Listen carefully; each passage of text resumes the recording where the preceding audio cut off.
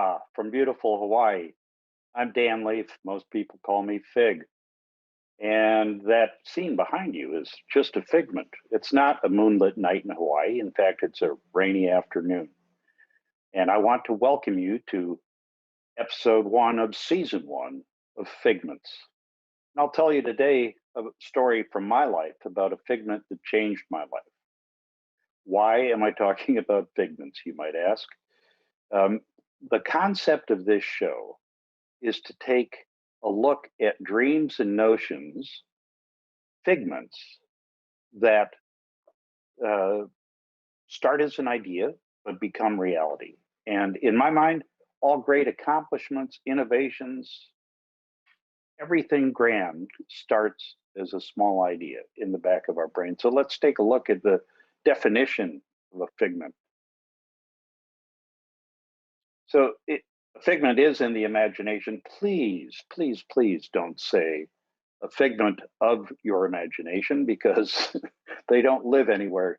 They're by definition in your imagination. You don't have figments of your elbows or your knees.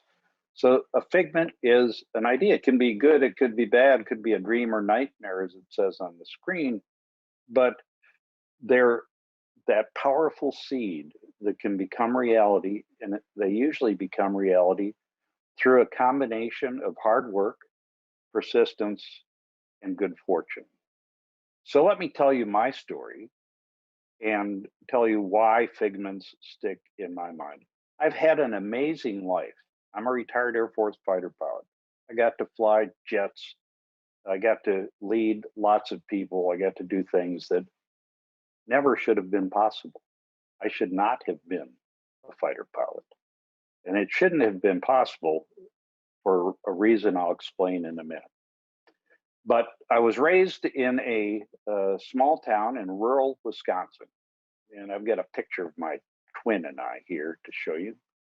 That's my twin sister, Jeanette. She was the smart one and still is, and the better behaved one. Raised near Green Bay, and yes, I'm quite sad about the outcome of the football game yesterday, but let's not go there. So as a youth, I was not impressive. And this isn't false modesty. Many of the folks I served with at senior levels in the military, I was somehow retired as a three-star general, were the kind of people who began life as Eagle Scouts and just went up from there. I was anything but that. I wasn't a good student. I wasn't a good attitude, and I wasn't a very good kid, really.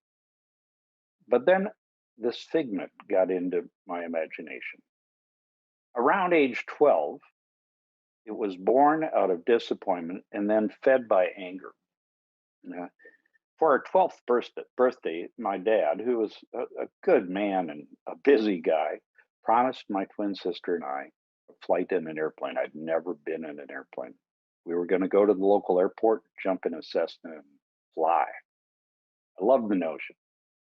But somehow that never happened. And my dad was very busy. He also had a total of 7 kids, which kept him even more busy. And we never got that flight. That disappointment created this figment of desire to fly that just stuck with me. As a senior in high school, it was reinforced by anger because I was, as I said, not a good student. That would actually be an understatement. And I applied to join the aviation club at my local high school, Shawano High School, in rural Wisconsin. When I went to talk to the faculty advisor, who was also the physics teacher, by the way, I didn't take physics because I knew I never could have passed it, frankly. Um, he said, Leaf, you can't join the aviation club because you don't have the requisite B average in your grades. That too was an understatement. I didn't come close to a B average. And then he said something that fueled the figment of anger. He said, it's obvious you have no future in aviation. That made me mad, to put it politely. But I couldn't join the club. I didn't get to do some ground school as the members did, or go out to that local airport and jump in an airplane and actually fly. Man, that made me mad. So after that, it was time to decide what to do post high school. I had a great idea, another figment. I wanted to buy a motorcycle and ride around the United States. My father, who had a master's degree and was very, very bright, brilliant even, didn't think that was such a good idea, and he was having none of that. So the first thing he did was insist that I apply to all of the service academies and the West Point, the Naval Academy at Annapolis, and the Air Force Academy, which kind of tweaked that little flight figment in me. He did that for a couple reasons. One, altruistic. He knew I needed the discipline that one of those schools would provide. I needed the discipline that one of those schools would provide. And the other, not so altruistic, was he had 7 kids. And even in the dollars of the year of the tuition of the time, that's pretty expensive. So I dutifully, under duress, if you will, applied for all 3 of the service academies. Oddly enough, despite my terrible grades, low test scores, and bad behavior, oh, did I mention a total absence of athletic skill, they turned me down. So I was safe. I didn't have to go to school, but I still wasn't going to get to a military school, still was not going to get that motorcycle. So I enrolled in the University of Wisconsin at Superior, up north, way north, very cold. Part of the reason I live in Hawaii now. And when I got up there in my freshman year with absolutely no ambition, really, if I were to characterize me as a youth, it would be directionless. I had no ambition. There wasn't anything I particularly wanted to do, except for this figment of flying. My father insisted that I join Air Force ROTC, Reserve Officer Training Corps, at University of Wisconsin Superior, again for the discipline and because there was a long shot of a scholarship to get me through the remaining years of college. And I did that, and much to my surprise, I liked it. I even liked the marching. You had to take a class in Air Force stuff. You marched around some, and there were pilots on the faculty, so I could hear them talk about flying. I liked it. As a part of that program, in the fall of our freshman year in 1970, we were all told to take the Air Force Officer Qualifying Test. Now, the AFOQT, as it's known, is a part SAT, part aptitude test. Would you be successful as a pilot? Now, I knew how I'd do in the SAT part. I was not good at testing, but I had no idea about the aptitude because at this point, I still had never even sat in an airplane on the ground. So I took the test and waited for the results.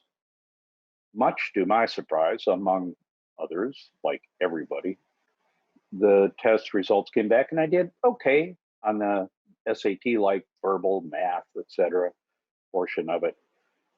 But on the pilot portion, I scored very well, surprisingly well, shockingly well to me, because I didn't have aptitude for anything at that point. And the Air Force quickly threw a scholarship at me. Now, this was a shock because prior to that, in my academic career, the only things that had been thrown at me were books and erasers by teachers. But they offered me a scholarship to pay for the remaining 3 years of my education. And I was set. I wasn't going to have a job. I was just going to be a pilot. All I had to do was make it through college. I was in heaven. But the best part was yet to come. Because as part of accepting this scholarship and the commitment to serve that came with it, the Air Force decided to give me, and it was kind of pro forma, a flight in the backseat of a T-33 jet trainer. And that was my first flight in any airplane. Look at that beautiful jet.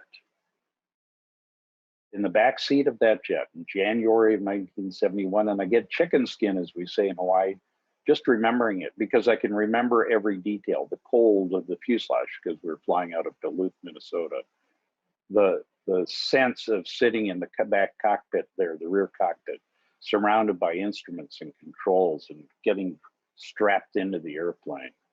I remember the canopy closing and the sound and smell of the engine starting. And I remember every second of that flight. It was love at first flight. So now I was set. I was good to go. I had my dream.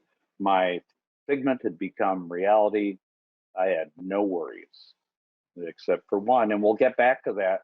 But first, let me talk to you briefly about some of the shows I will present to you in coming weeks. So I've got an amazing group of friends because of this life that I've had that I shouldn't have had. So I'm really excited about the people that I'll have on. Some of them will be peacemakers. Peace is a passion of mine, and you'll meet some remarkable people who do their best to make the world more safe, secure, and peaceful. I'll talk to a couple of close friends who were given very dire cancer diagnoses, but never lost the figment of recovery and did, in fact, recover. I hope to talk to, and I'm pretty sure I've got this locked in, somebody who became an astronaut and set the record for the longest spacewalk, person I've worked for at Air Force Space Command, and talk about how you take a dream of being an astronaut and make that real. And then one that I know I've got lined up is with some award-winning Hollywood scriptwriters, because scripts are the quintessence of Figments. And I've known them for years. They're wonderful people. You'll really enjoy meeting them. But they'll also share the hard work of getting something onto the screen. And I look forward to that. I do invite any ideas you have for Figments we could imagine. So send an email to info@phase-1.com if you'd like. And I'll see if I can find anybody to talk about their Figments. And now back to our story. All is well. I'm going to be an Air Force pilot. It's a cool job. Doesn't seem like much work to me as a young kid. And I love to fly. I've learned that. There's a small problem, though. I had known as a youth that sometimes my socks didn't match. And I knew that thanks to the very helpful feedback, sometimes delivered with an edge, from my twin sister. Especially a problem if they were green and brown, because boy, I couldn't tell. But I had passed a rudimentary color vision test as I applied for the military academies. It was very simple, sort of, will you stop at the light when it's red kind of simple. And I passed that, but I knew there wasn't something quite right, but I didn't think there was a problem. In the summer of 1972, though, I went off to a 4-week training program, a summer camp, they call it, but it's not like, it's not Club Med summer camp. It's basic training for officer candidates in the Reserve Officer Training Corps. And you do some physical training and you do some more marching, which I never got really good at, but I still didn't mind it. And learn more about the Air Force and jobs you might have, and so on and so forth. As part of that, you get your first real Air Force physical, which I thought was going to be fine. It's pretty healthy, didn't have any real problems that I thought would impede my progress down this path to a dream. And then, during the eye test portion of that, a technical sergeant, Air Force technical sergeant named King, pulled out that damn book, the Ishihara test. Now, y'all most likely can see the numbers that are supposedly in those collections of dots. But to 9% of men and 0.5% of women in the world, the numbers aren't there. Some might be, but generally, we don't see colors like you do. It's called colorblind. That's not really an accurate description. We're color vision deficient.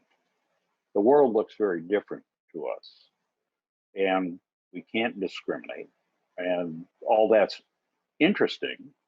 But what was important was it is fundamentally disqualifying to have a color vision deficiency if you want to be an Air Force pilot. So I sat at the gray steel desk of the day with Technical Sergeant King. He opened that damn book. I didn't see any numbers. Then he said in a very sensitive way, "Cadet, there's no way in hell you'll ever fly an Air Force airplane."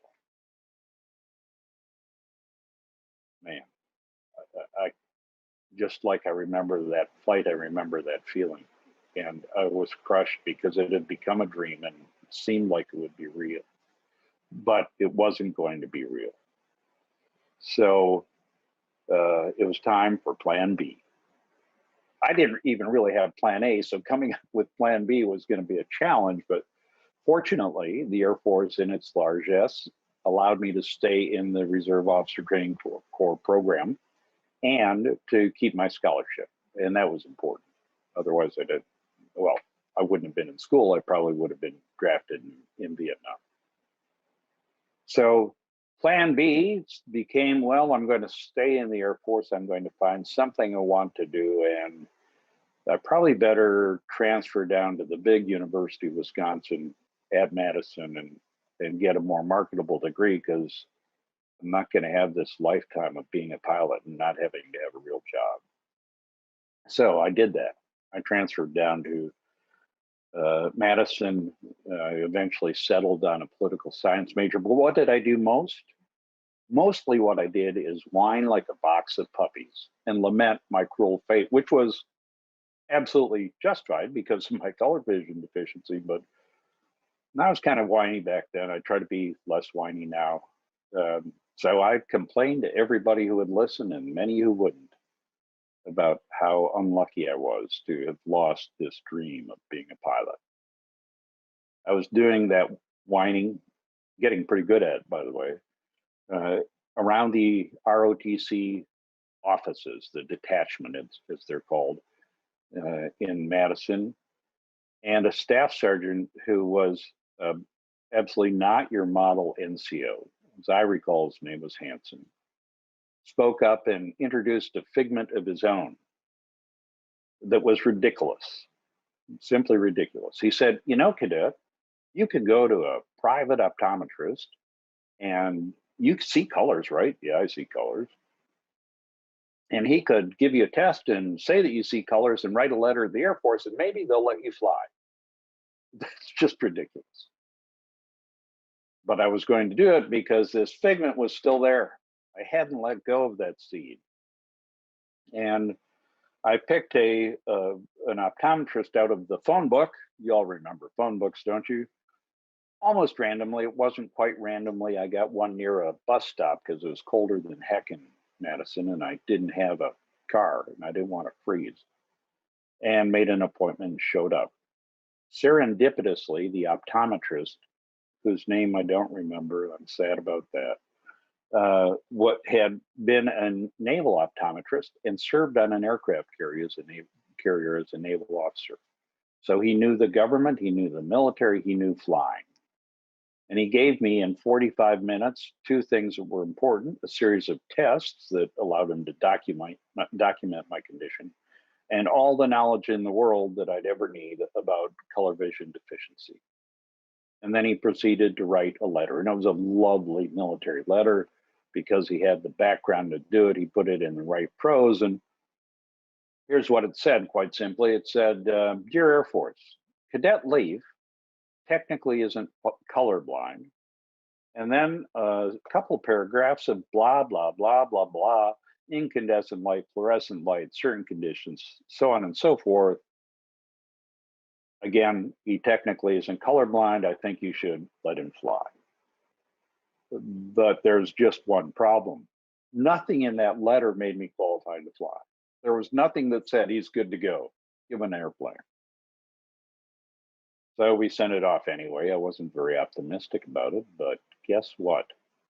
The Air Force agreed and put me back on flying status, back in the pipeline to go to pilot training. And in some ways, that was the worst time of my Figments maturation. because in theory, I was going to be an Air Force pilot. Externally, that's what I conveyed to everybody. That's what I wanted to feel. But I knew in my heart of hearts that I really, at some point, was most likely to get found out and not be able to fly. And so it was almost bipolar. That's an exaggeration, but not very much, because I had this dream. I was still alive, but I knew it was actually terminal. So there were two physicals I had to take to get through to go to Air Force pilot training. The first was a pre-commissioning physical. While you're still in college, you go down and take a physical. And all military physicals, I can imagine everybody watching this, I hope somebody's watching this, who has a military background, thinking about the process and the grind of getting physical in a military environment. And when I went down to do that at a base in Indiana with one of my college classmates, we went to the eye test station, the area where we're going to get our vision and our color vision and all that tested. And as I got ready to see that damn book again, the Ishihara test, the NCO who was shepherding us through the line dilated our eyes. Ooh, problem. You're not supposed to do that before the color vision test. And I knew that, because color vision, for people like me, those of us who are color vision deficient, is very dependent on how close you are to the source of the color, how bright it is, etc., how close you are to the source. And I remembered that from my 45 minutes with the optometrist, and I remembered that color vision never changes. Two key things to recall from that conversation. So I said to the sergeant, dude hadn't been invented yet as a word probably, but I said, Sergeant, you messed up. You dilated my eyes, and I can't sit 10 feet away. I think that was the metric of this new test I had to take, the CTSV 64, that involves seeing 64 colored lights and having to get 54 of them correct to pass the test. I said, you can't sit me the full distance from the box because my eyes are all dilated. Truth of the matter is the drops had barely begun to have effect. And I'm not sure this is the right distance, but it seems like he sat me down about 2 feet in front of the box and proceeded to go through the 64 colored lights. And I got 57 correct. That, my friends and viewers, is the only Air Force color vision test I ever passed. Whew. But I'm still bipolar about this, because I know that when I show up at pilot training, I'm going to have to take another very rigorous physical. And in the drawdown after the Vietnam War, the Air Force doesn't need pilots, it doesn't need people. So my pilot training class started 44 students. We only graduated 22 with us. There was a lot of attrition for flying, for physicals. So I knew that I was going to get down to my base, report in, take the physical, and be sent home. So on the first day of pilot training, we had another mass physical, 44 young lieutenants. We had one captain lined up, and they decided to split us into separate lines. And because my last name starts with L, I was in the middle of the alphabet. In fact, I was the first one in the second half that went down a different path to go through all the tests. That path for group 2, starting with me, began with, what do you think? That damn book. Man. I sat down and I told the young NCO, Sergeant Dearman, I couldn't use that book. I'd have to take the CTSV 64, and if I did that, he'd have to set it up, take it down, or administer the test, take it down, and blah, blah, blah, and it really screw up his day. I also knew at the distance of 10 feet, I wouldn't pass it, and it was not a good moment. But I remembered what the optometrist had said, and I said to the young guy who was probably 2 years younger than me, I was 22 at the time, said, son, my new lieutenant bars, I said, this is a problem for you because of the delays setting up, et cetera, et cetera. But You can write pass by record, right? Because color vision never changes. So why don't you do that? So well, sir, they never tell. They tell us not to do that. We're supposed to give a test. Is that what's the regulations say? I asked him. It's well, the regulation says, but they tell us. I said, is that in writing? I'm telling you not to write pass by record. He said, no, it's just what they tell us. Well, son, seems to me you have a choice here. He put his hand to his forehead and he rubbed it, and I can remember this very clearly. Young redheaded kid, also from Wisconsin. He picked up his military skillcraft ballpoint pen and wrote pass by record, the date, and the score. And I never again took an Air Force color vision test. And I went through pilot training and I did pretty well. And somehow I graduated from flight school. And there I am with two of my brothers and my mom.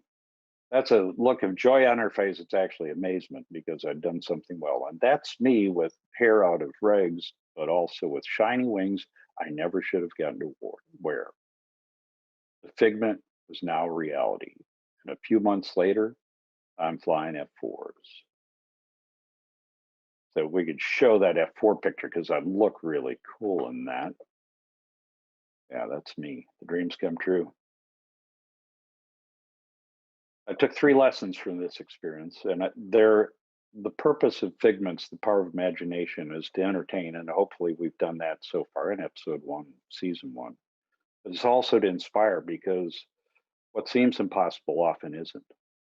And I never should have been an Air Force pilot. And everything in my life flowed from that experience and from the good fortune of it. The 3 lessons I took from this that I try to use and that I try to share, pretty simple. The first is obvious. Never give up. Never, never, never, never give up. There were many times where I could have let that Figment die. And frankly, given my given the kind of person I was at the time, could have happened, but it just didn't because I got that flight in the back seat of that jet and I was hooked. Never give up. The second one is, I hope, valuable. It's been valuable for me, and it's how I have all these folks that I know that are going to provide amazing discussions in future episodes. But the second one is pay attention. Pay attention to what's going on around you and learn from it.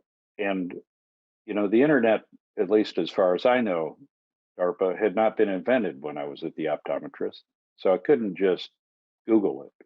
I remembered everything the optometrist told me, how the tests work, what test I might be able to pass, what the conditions were, that color vision doesn't change and you can write pass by record.